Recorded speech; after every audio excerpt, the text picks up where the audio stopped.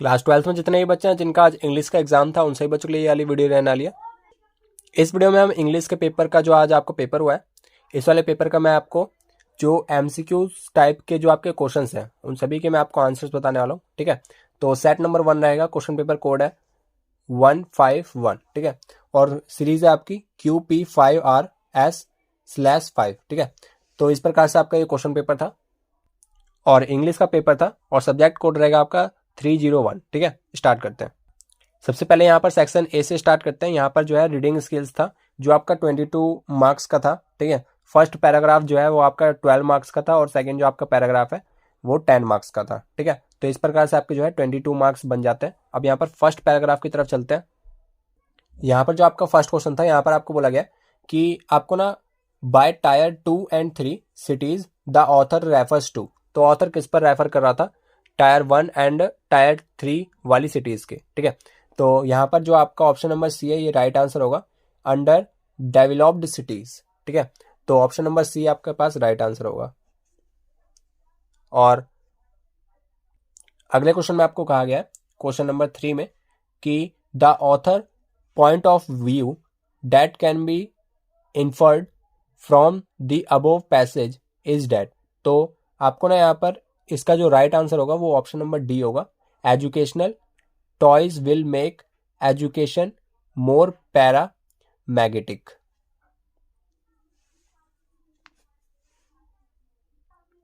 अगले क्वेश्चन में आपको कहा गया है कि आपको ना यहाँ पर इस वाले सेंटेंस को कंप्लीट करना है और यहाँ पर लिखा हुआ है educational toys enhance the personality of children bye.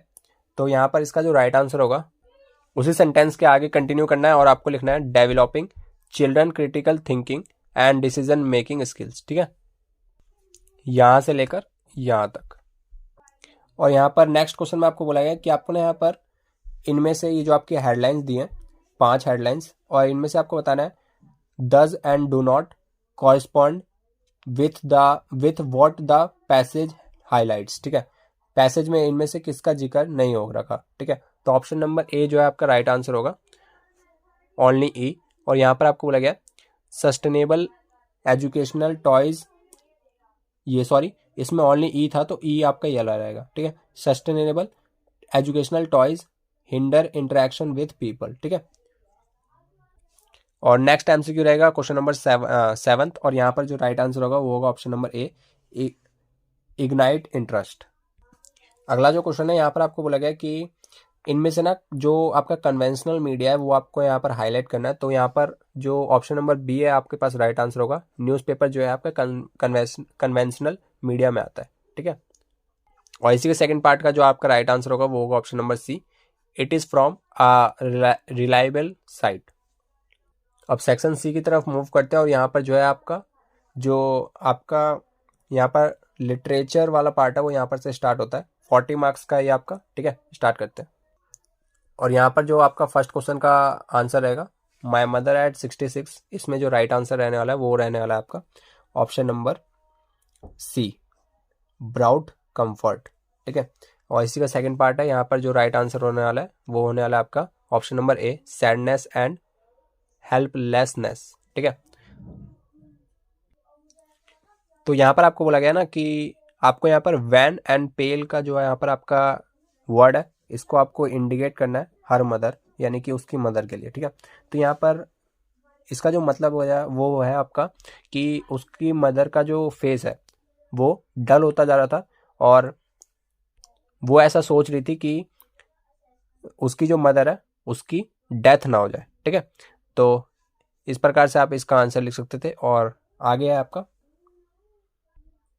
और यहाँ पर आपको बोला गया कि उसका जो ओल्ड फैमिलियर एच था वो आपका क्या था। ठीक है, तो यहाँ पर ये भी मैं आपको बताया था, उसका ये डर था कि बचपन के टाइम पे उसका ये डर था कि उसकी मदर की डेथ ना हो जाए। ठीक है,